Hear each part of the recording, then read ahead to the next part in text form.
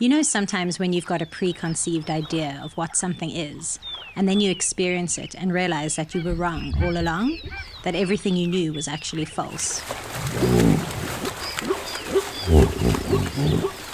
It's a strange feeling to have to instantly reevaluate your views, to have your entire perspective inverted in a paradigm shift that opens up new ways of thinking, leaving in its wake a deeper understanding. In this case, a renewed belief in the power of tourism to shape conservation for good, and a single question: why wasn't it done this way before? That was us when we first visited the Maasai Mara Conservancies.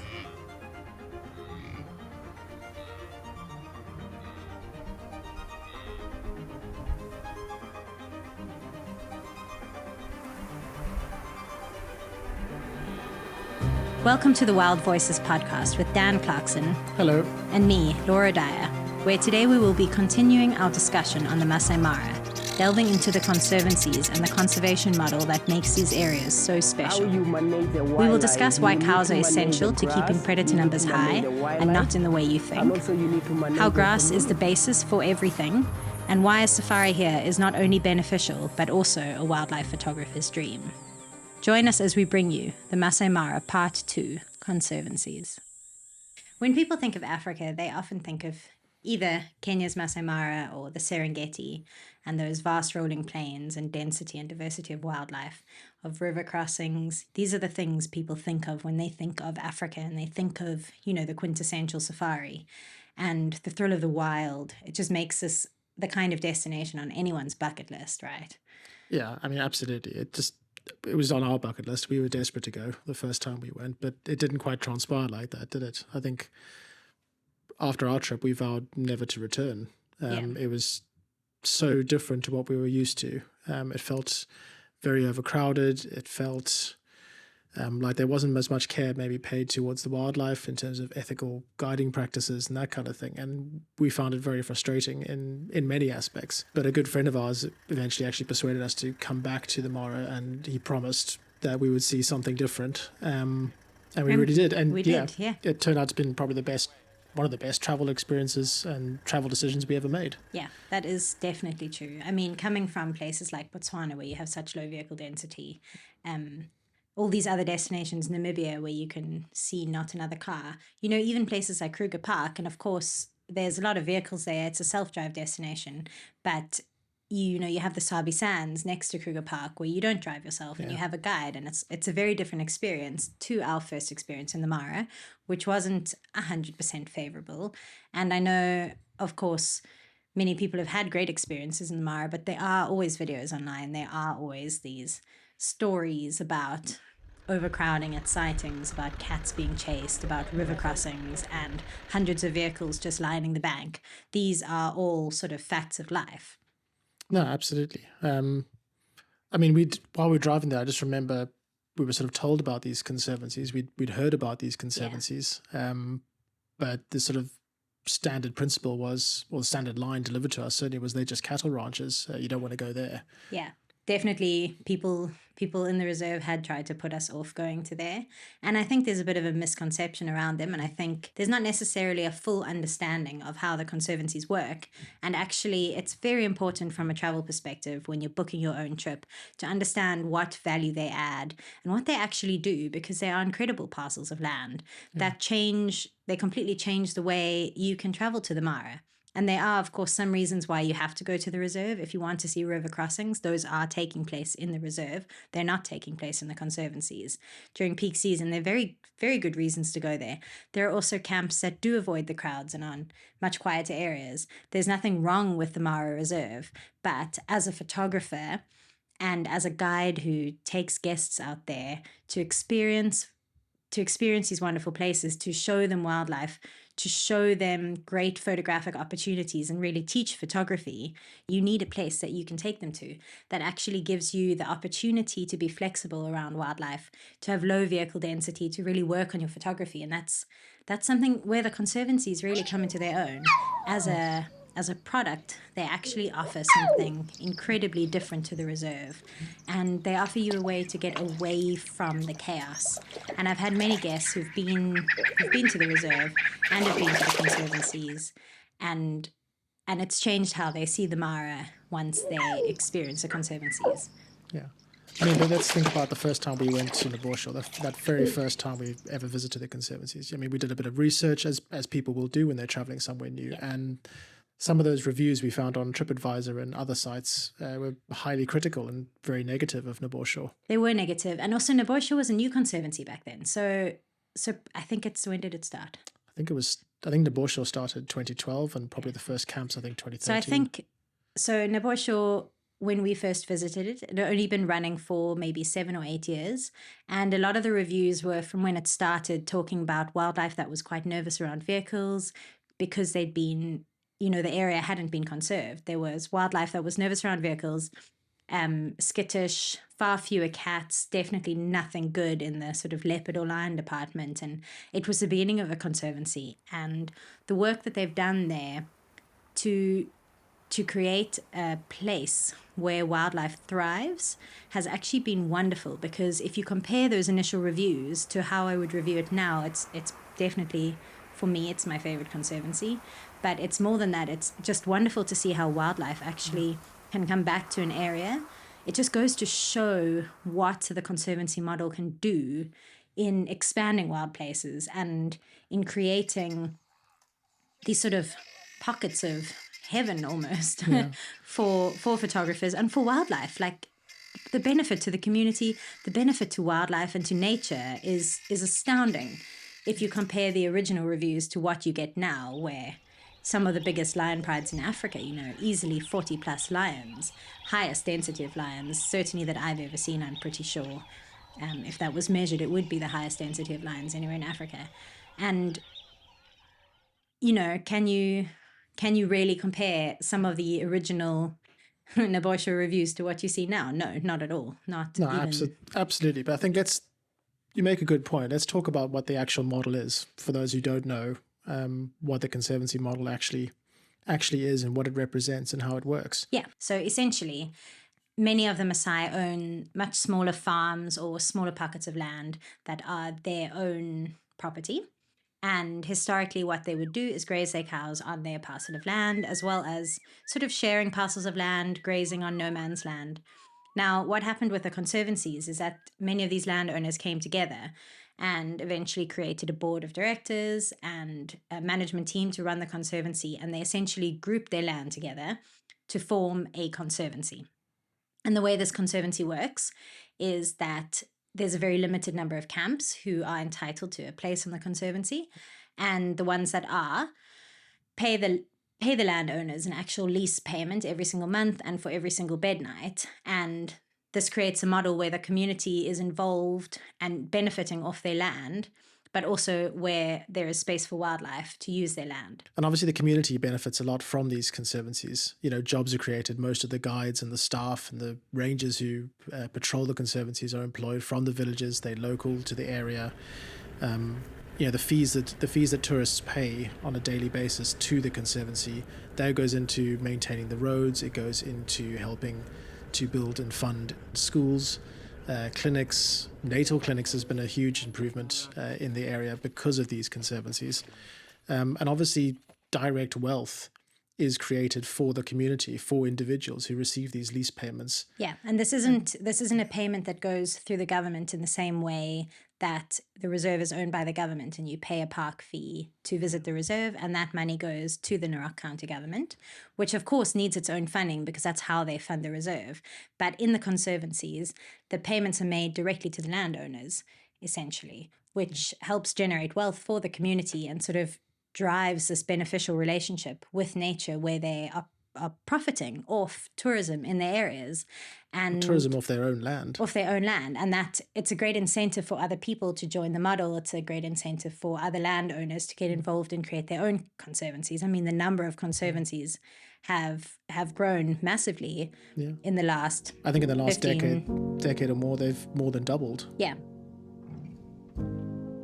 Because of this, the total land conserved under the Conservancy model is now the same as the National Reserve.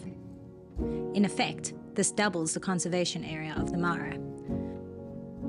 And all of this is helping 15,700 individual landowners.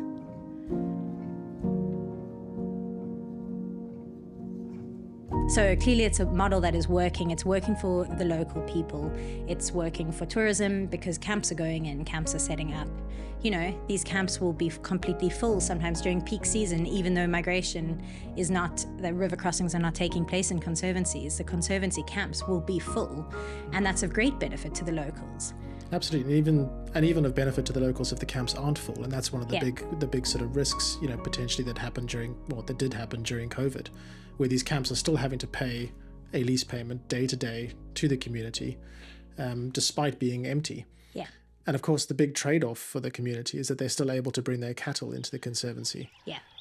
And that sort of maintains traditions. It allows them to continue to use the land as part of their culture, as part of their heritage, but also for the benefit, not just of themselves, but of the wildlife. Yeah. So when you do visit a conservancy, it is true, you will probably see cows.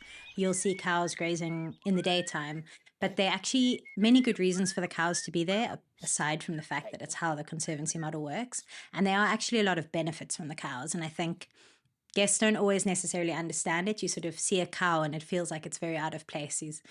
The Maasai cows are very variable in their color. You know, you've got lots of red ones. I know Bernard only likes the red ones.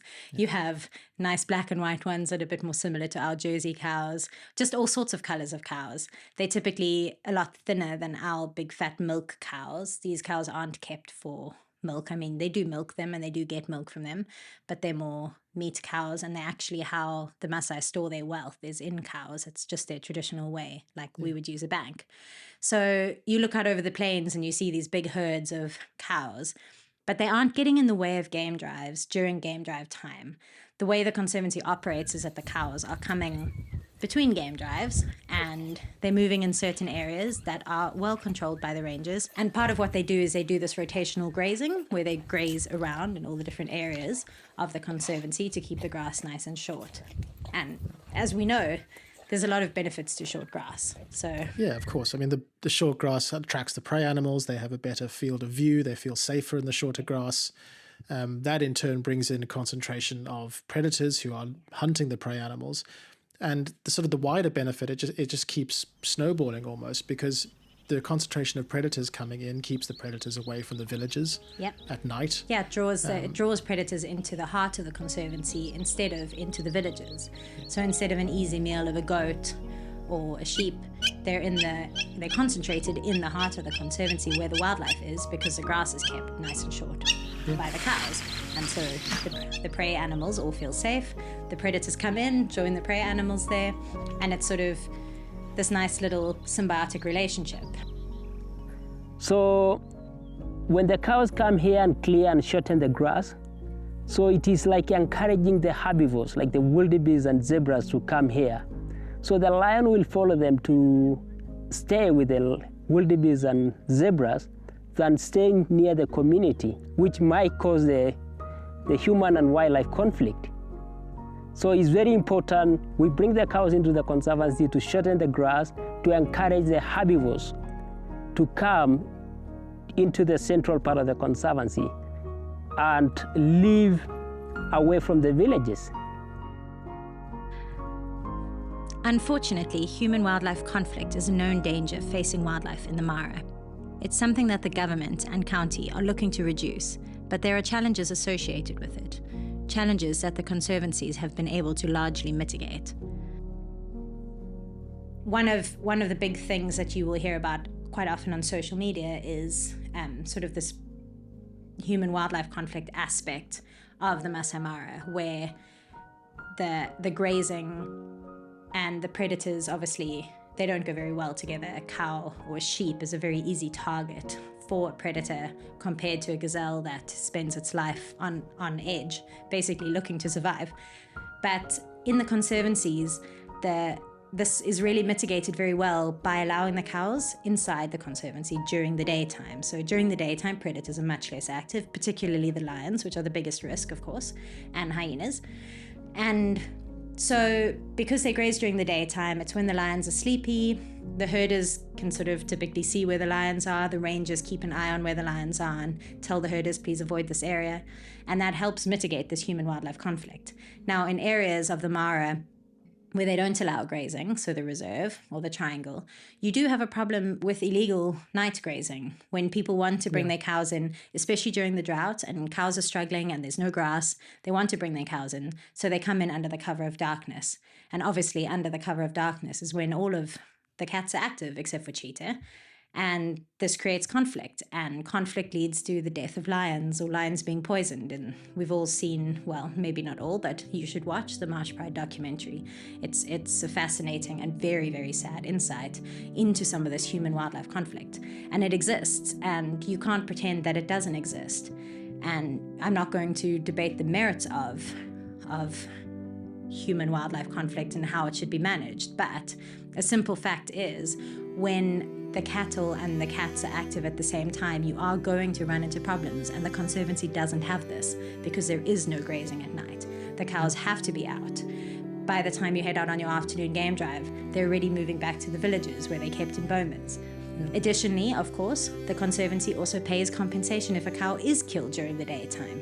So if lions do take one out, the owner of the cow gets paid compensation, and this means that there's no retaliatory killings. So it is a system that, while imperfect, does actually really, it helps mitigate one of the biggest problems in East Africa of human-wildlife conflict and how you can coexist in one place together. Well, I mean, it's clearly a system that broadly is working. As we've said, the number of conservancies have more than doubled in the last decade. People living on the outskirts of the Mara want to buy into this model. They feel that they have a direct benefit and therefore a stake in the wildlife. It's something that they now care about. It's not something that's a competition for resources anymore. It's now something they can actually see as a tangible benefit, something to be proud over. We have joined into a conservancy. It's something that is very close to many of the Maasai landowners' hearts. Yeah, and you see a lot of the guides you have. Yeah. A lot of your guides will be landowners for the Conservancy. They will be, possibly their cows will be walking past you, in the midday sun. That's if you're out in the midday sun, you probably aren't. And the only reason really to be out in the middle of the day when the cows are active is either because you're transferring between camps or because you're sitting with a cheetah waiting for it to hunt. And I think one of the most eye-opening things for us was what little impact cows and herds actually had on cheetah. We spoke to Brian, and he's one of the... I was going to say, that's not just optically, actually speaking to... No, in terms of studies, it's been studied, and Brian has been studying it for his PhD. And we'll definitely have an episode coming up with Brian featured on it where he can talk to you about some of his findings. But cheetah aren't actually disturbed by the herds. They don't affect their ability to hunt. They don't affect their ability to raise cubs or anything. Yeah. They're actually almost viewed as a non-event as long as the herd is not, crossing their path every 10 minutes, or the herd isn't broken up into lots and lots of tiny herds, which they try to avoid doing. They try and keep the herd moving as a big group together, rotationally grazing certain areas. And then it actually doesn't have an effect on cheetah, which are the daytime active cats.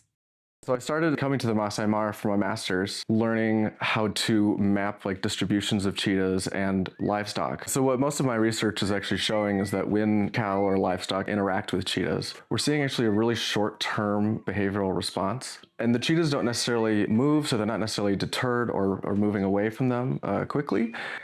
But if we start to see a high frequency of interactions, we could start to see negative impacts that kind of cascade through the system. And you know what? When you see the cows and the herds and the herders and you hear the whistles, it's part of the tapestry of the Mara. It's something that's been taking place there long before the advent of tourism and safaris. And it's almost a way of us being able to go in there and actually appreciate what living in the Mara is actually sort like. Of a genuine cultural experience instead of a manufactured cultural experience. Absolutely. And, the cow whistles are great. There's a cow whistle for everything. There's a whistle to encourage the cows to mate. There's a sort of turn left whistle. There's a come, we're going for water whistle. There's a watch out for that danger whistle. Yeah, there's a it's okay whistle. Everything. It's okay. I mean, if you hear the herders and you see them walking through the conservancies and they're constantly whistling to the cows, this is just telling the cows that actually, you know what, there's no danger here. Everything's okay. Let's keep going. Enjoy your grazing. And to be clear, neither of us will do the whistles for you. Dan No, can't no chance. whistle. I can't but whistle. Not the way a Maasai can. They're trained since birth, I think, to make these calls. And I'm not an expert, and he can't whistle. So no, my dog won't come to me if I whistle either. It's highly unlikely a cow's going to trust. Yeah.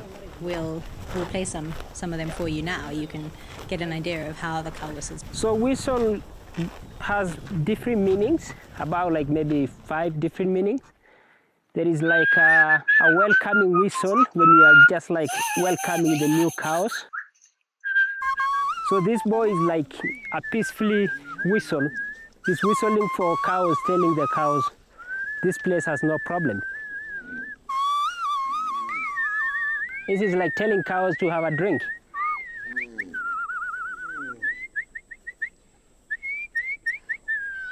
There is one telling cows to mate.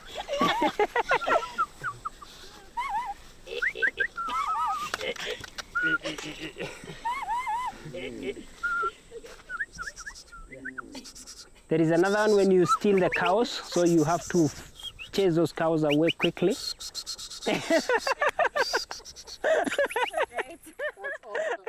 So obviously we've spoken about how the cows keep the grass nice and short, but arguably it's not just short grass, is it? Because short grass can be achieved by burning the grass. We've seen that happen in the Serengeti. We've seen it happen in the Mara itself as well. And actually many places outside of East Africa, burning is one of the ways that they like to, rotational burning instead of rotational grazing.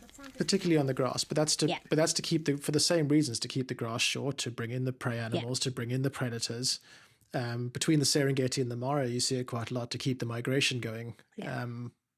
There's some debate as to how that's taking place, but it's not great. It's not great when you see it. Firstly, it's not great from a guest perspective to be driving around in smoke, which happens inside the reserve. Not all the time, but there are times of year when it's happening. But also, if you just imagine these big fires, no matter how controlled they are burning grass where there are going to be small animals sheltering, animals like tortoises or pangolin, or insects and butterflies, anything that can't get away from it. The birds have a field day because they get to swoop in and catch all of the dying insects trying to escape. But if you picture a denning cheetah or a denning lion, denning serval, where they're hiding their babies in the long grass, what can they do when a fire comes sweeping through? And you can't really tell what the damage is until it's too late. And so using the cows instead of burning is actually a great way of mitigating this sort of habitat loss. People used to burn the grass to encourage the new shooting grass, which is very wrong, because you are killing a lot of living things, like the insects, like the hares, like the snakes. So it's very important to bring the cows. You better bring the cows to clear the grass than burning the grass. Because the more you burn the grass, you are like destroying the fertility of that soil. So this soil is very fertile, but if you burn the grass, the carbon, you are decreasing the carbon in the soil. It's not just the insects and the wildlife that gets affected, but if you delve a little bit deeper into the ecology of the area, topsoil is one of the most nutrient-rich parts of the soil and the network, and that topsoil and those nutrients that are there, they provide the foundation for the grasslands that you see spread out across the whole of East Africa. If you burn that, you remove all those nutrients, you remove the topsoil, you destroy the ability for the soil to retain its shape. So when these big rains come in, which is often what they want to burn the grass just before the rains. The rains come, it germinates new shoots. But the problem with that is it creates this enormous amount of water, of soil runoff. Yeah. And that's nutrient-rich soil just flows down into these luggers, down into the rivers, down into the main Mara River and out to Lake Victoria. You completely lose all of that ability to grow and to have all of that incredible nutrients. Yeah, and it's very scientific how the rotational grazing works in terms of preserving the ground. It's great when you chat to the guys about it. A lot of them come from a cattle ranching background. there are certain hooves, for example, the goat's hooves and the sheep's hooves, which can have a very detrimental effect on the actual grass. They can completely destroy the density of grasses and the number of grasses. So if you look at a core area where the sheep and goats don't touch, you'll find sort of 40 different species of grass. And if you look at an area where the sheep and goats are grazing, you're going to find 3. So one thing that they do is, instead of grazing cows and sheep in the Conservancy, they'll only bring in cattle, because cattle don't destroy the grasses with their hooves or with the way that they eat, because instead of ripping out the actual shoots of grass, they are just trimming the grass. And then there's more grass around the villages for the goats and the sheep to graze on, which means that you don't have to bring them into the Conservancy because they've got enough nutrition close to home, thereby saving the grass in the Conservancy for wildlife. Actually, in 1 minute, you get about like 50 bites. So if you think like a cow grazes for about maybe 7 hours, so in a day, a cow will have about like maybe 40,000 bites. But the good thing about the cows, they just like shorten the grass. They are not really like the wildebeest, because if you go close to the wildebeest and see, the wildebeest will have like more bites than cows.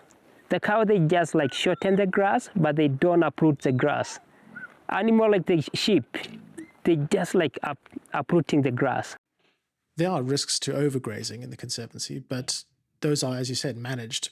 It's part of the managed grazing plans that these conservancies have.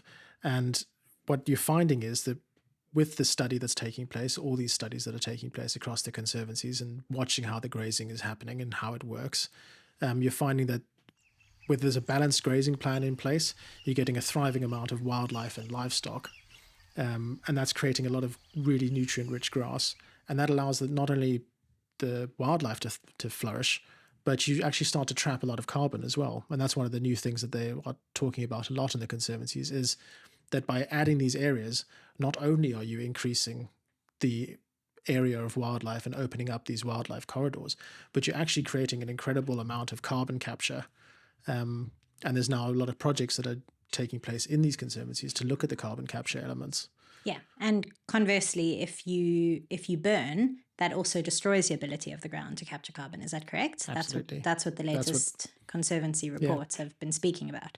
So that's something that obviously we don't know, we're not scientists, but it's the kind of work that goes into these places that actually, it provides a really good model, and it's actually quite interesting for us to see tangible benefits that are created. Now, you might wonder how it's possible that we can have such a great sort of low density model in the conservancies. So how it's managed, obviously, on a bednight basis. So there has to be a certain amount of land in the Conservancy per actual bednight, as opposed to other places like the reserve where, someone will just lease a camp or lease a spot of land and put up a camp. And so you find this overpopulation of camps, which leads to an overpopulation of vehicles, which means that you can end up, I know some of the cheetah researchers in the reserve have really struggled. 84 vehicles at one point surrounding a cheetah while she was hunting. That's completely unsustainable. And there's a huge amount of work that's going into the reserve at the moment to fix these problems. But in the Conservancy, these aren't problems that we face. So when you do hear about the problems, they don't necessarily apply to the Conservancy. This low density bednight model, 350 acres per bednight, you've got 10 bednights in your camp. If you've got 5 tents, that's 3,500 acres of space that needs to be available for you to even just put up your camp. And then on top of that, there's a certain number of vehicle rights per camp, and that is closely managed so that you do not have the opportunity for 30 cars to even be at a sighting together, because they just aren't there in that number. Then on top of this, that's actually controlled by rangers in the Conservancies. So there's a 5-vehicle limit in the Conservancies, compared to the reserve where, while there might technically be a limit, there really isn't. There's no one, it's not possible to control it because it's not possible to manage it. Whereas in the Conservancy, all of the camps have to work together. They're all managed by the Conservancy board, and they all are responsible to the rangers. So when the rangers come in and say, okay, it's your turn to leave, next car can come in, that is what happens. Well, I think that's one of the big things, is there's a lot of accountability there Yes. in the conservancies that maybe is lacking outside of the conservancies. Yeah. If you misbehave, if you break the rules, you will be found, and the Conservancy Board will know immediately. Yeah, and so you can be banned as a guide, which means that you do have an interest in sort of not misbehaving. But because of this vast amount of land that has to be available per bed night and per vehicle to even be there, you don't typically have a problem where you're asked to leave sightings. The density of wildlife is great, the density of cats are great, and so you can kind of find your own lion and spend time with it. Yes, other vehicles might arrive, but then by then you might be bored and want to go off and look for a leopard. And the camps are all in contact, the rangers are in contact, and it just gives you this opportunity to have a much lower density of vehicle experience. And obviously, photographically, that is key, because it would be impossible to take a beautiful landscape photo of a cheetah on a termite mound when there were 30 cars around it. It's not possible to do. And you want to be able to shoot with your wide angle, as I've said in the last episode. I love shooting with my wide angle, but in order to shoot with a wide angle, you really do need no cars in the frame. They do rather ruin it, and the Conservancy provides that. Another thing... And it provides the off-road ability. Yeah, you're allowed to off-road in the Conservancies. In fact, it's more or less encouraged. And so unless there's very heavy rain that prevents you because you don't feel like being stuck, you can off-road into any sighting. And by being able to off-road, obviously you can change the direction of the light. So you could pull up to some lions early in the morning and shoot them with that sort of early morning glow of the sky, and then by the time the sun begins to rise, you want to shoot them backlit, so you can shoot them backlit. And 20 minutes later, backlighting might not be so good anymore, and you can drive around to the other side and shoot them frontlit. It just gives you this flexibility to play around with photography. So as a guide, I love it. I love taking guests there, because I know that I can explain the light and then actually put what I'm talking about into practice by moving into different positions and showing them a different way. There are areas you can get out if you want to photograph, say, a giraffe. You might be on the open plains at night, and we've got some amazing footage from doing this. And you can just get out and photograph the giraffe, so you can actually have the whole leg instead of half of the leg. And you can have this great low angle, and it can change your photography. And so having that flexibility, because you can off-road, because there are so few vehicles around, it's great. Photographically, it's almost irreplaceable. I can't imagine not visiting the Conservancies when I was in Kenya. And because you've got no gate times, for the most part anyway. Yeah. You can get out nice and early in the morning, long before sunrise, go out looking for wildlife, and then find something, hopefully, and position for the shot that you want, and hope that everything comes together. Hope that your cat stays where it's supposed to and doesn't get... Or that the cloud doesn't drift just in front of the sunrise. But these things happen. But these things happen. The point is that you have the opportunity to actually try. And in the evening, you're never racing back to get back to camp by a certain time. You can sit out there, you enjoy your sunset, and after sunset is over, maybe you stop, have a nice gin and tonic, carry on your way, drive back to camp in time for dinner. There's no set gate hours that you have to abide by, like in the reserve, for example. There's no time limits on the fun that you are entitled to have, which is really great. I mean, that it helps. There's sort of a moment about 30, 40 minutes before actual sunrise light comes where you almost get a more intense orange in the sky if it's a clear morning. Now, you wouldn't be able to shoot that if you didn't have the ability to leave camp whenever you wanted. Like, okay, sure, yes, we have to wake up early. That's just kind of a requirement. And if you want the best lights and the best photos, you are going to get out of bed. And, they will bring you coffee and a cookie. So it's not the worst thing in the world, Coffee and a cookie, and you do have after drive to have a good catch up on nap. Yep. You've got time for napping. And to be honest, when you're there, you're so excited to be there that these wake ups become a lot more tolerable than when you're at home and your dog wakes you up at 5 o'clock because he wants to pee. I must say, one of my great joys is when you land in the Mara in the Conservancies, and we get in the vehicle and we meet our guide, who are all good old friends of ours really now, and drive into camp, and you stop somewhere for breakfast and you set up your breakfast table, maybe overlooking the hippos, and you introduce your guests to this kind of magic for the first time. It's actually very special. And the thing is, when you're taking your guests to the Mara and to the Conservancies, that you're going to be showing them something incredibly special that gives back a lot to the community, but also for photography is just very inspiring. It's very exciting. And the potential to work on your photography and change your photography and discover new ways of shooting, for me, that's what gets me excited. I know what my guests are in for when they arrive with me, and I can't wait to show it to them. I can't wait to show them how we can use different angles. I mean, you can't, of course, with all of the animals, you can't be jumping out of the car with cats for no reason. But, with giraffe, with plains game, trying to get low and film something like a dung beetle as it's crossing the road, or look at the way the ants and the termites are interacting in a mound. It's exciting. And it's exciting that you have so much freedom in a conservancy, so much freedom to be off-road, so much freedom to be out of the vehicle when you need to be, to change position, to work the light how you want it.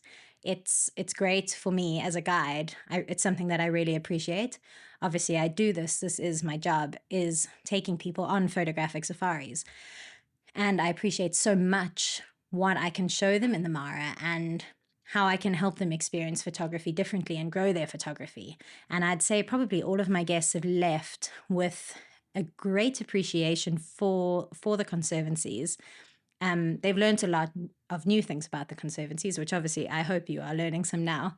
And I hope it helps inform your future decisions, because that's part of why we do this, is to try and explain to people how to make these decisions.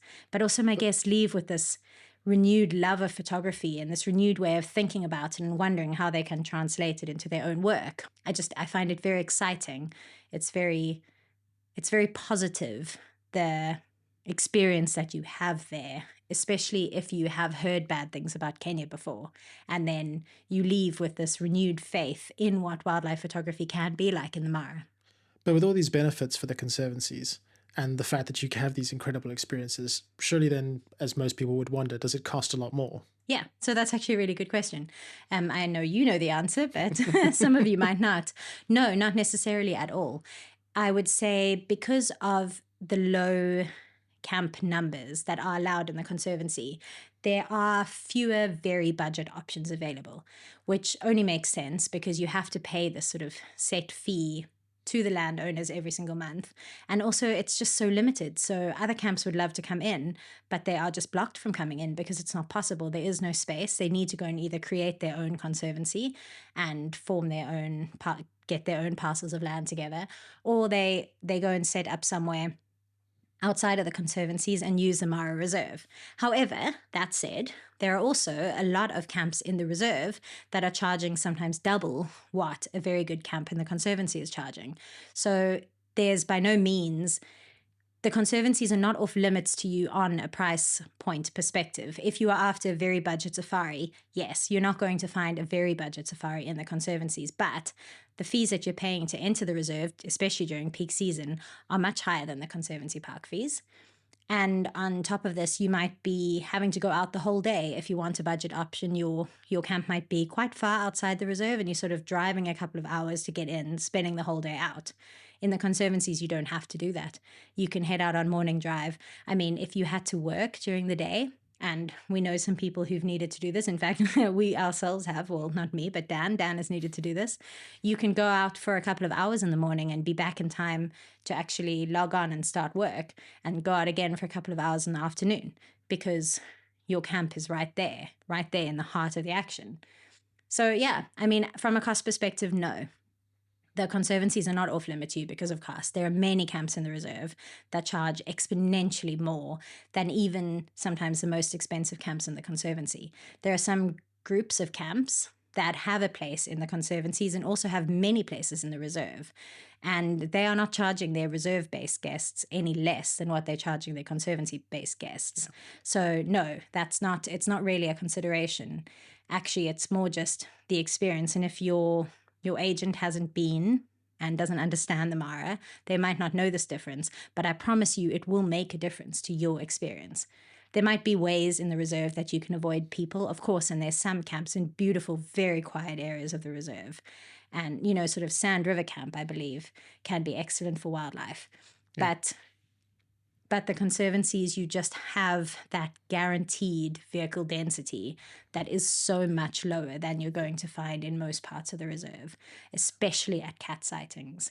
I think the thing is, the fact remains that in 2002, in the reserve, there were 22 camps. Yeah. and now there's well over 200 camps. You can't get away, unfortunately, from that kind of stat. And no one can come in there and tell every camp that is over that they need to close.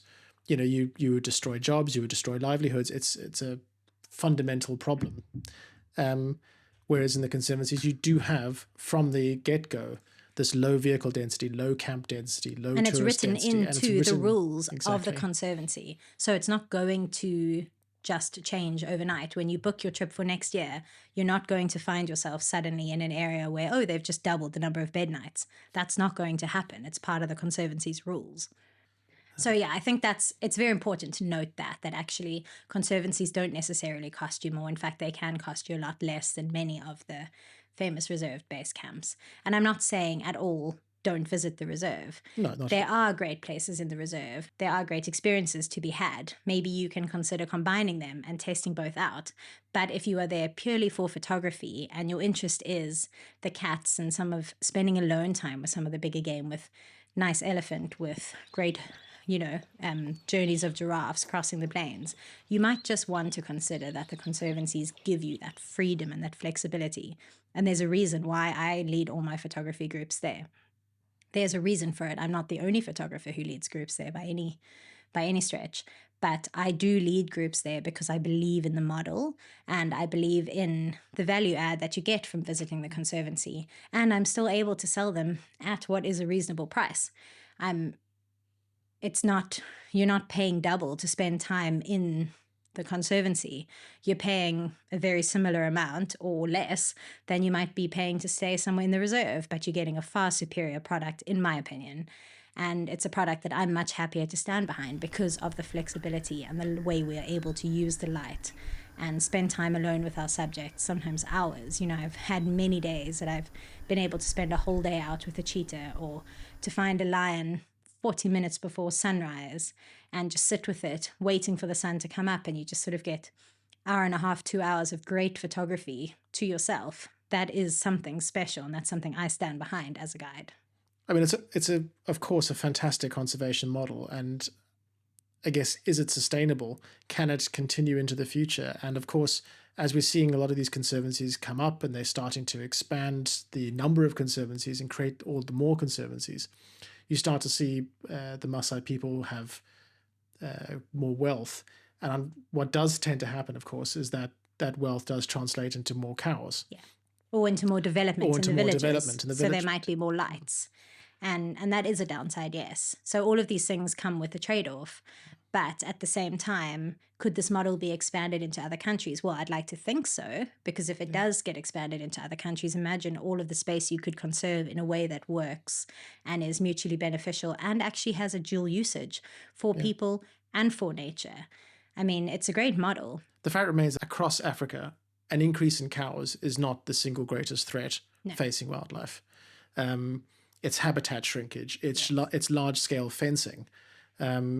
That block wildlife corridors, and that creates barriers to success. It creates problems. It creates a concentration of wildlife in an area, and that leads to human-wildlife conflict. Whereas, if you have this model that can expand and open up these corridors, remove fencing while still benefiting the people on whose land the and wildlife, still allowing them to use it. Exactly. Possibly in a slightly reduced way. Like, you can't have your village in the center of a conservancy. You have to move your village outside it. But the trade-off is the payment that you get every single month. And the fact that you still continue to own your land and you can still bring your cows on it. There are ways that this model can be expanded. And in Kenya, it's working pretty well. You see conservancies popping up throughout the rest of the country.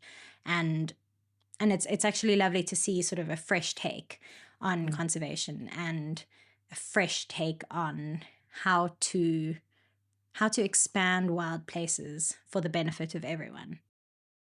Because tourism pays. Ultimately, tourism pays. And when tourism is paying, then wildlife is conserved. And I think that for us is really the most important end goal. We love to support places where we can see active wildlife conservation and not wildlife harm. And the conservancies do provide that.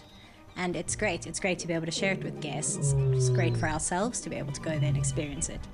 And it's great for Kenyan people to have this model being developed in their country and to see such positive returns from it. And I hope you'll consider visiting one. And you're welcome to join me if you'd like to.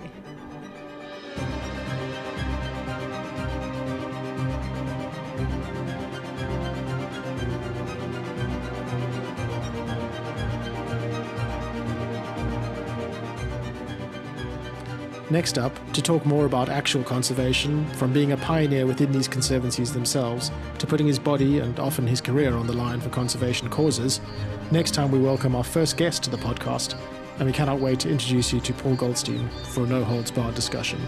Stay tuned.